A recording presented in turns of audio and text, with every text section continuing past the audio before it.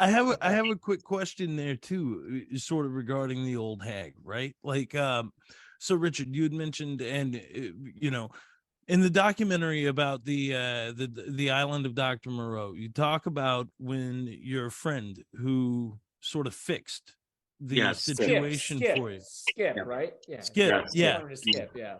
when everything started to sort of dissolve during that time, you talked about being visited that night by the old Yeah. hag, by sort of the that sleep paralysis situation there.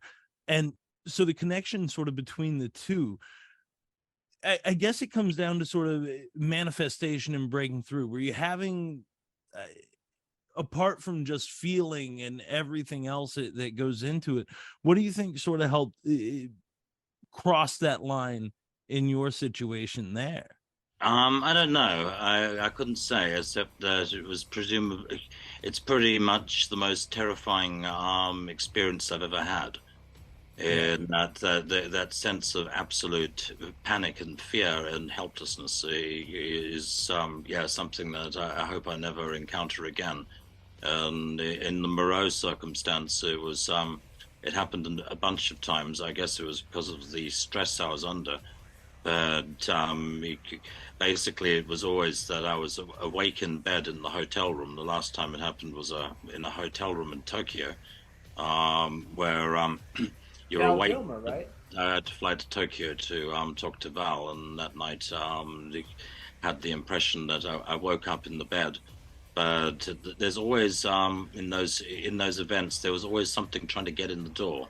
Basically, in my encounter with it, which was not,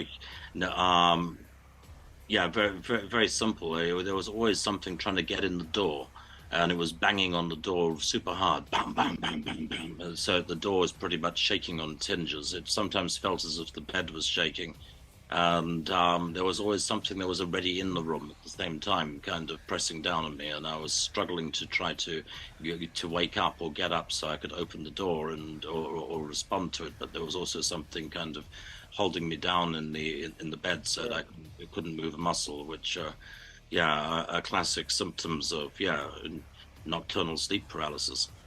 Well, thank you, But Richard. sometimes it happens in the daytime as well, not only in the nighttime. Yeah, Sure, yeah.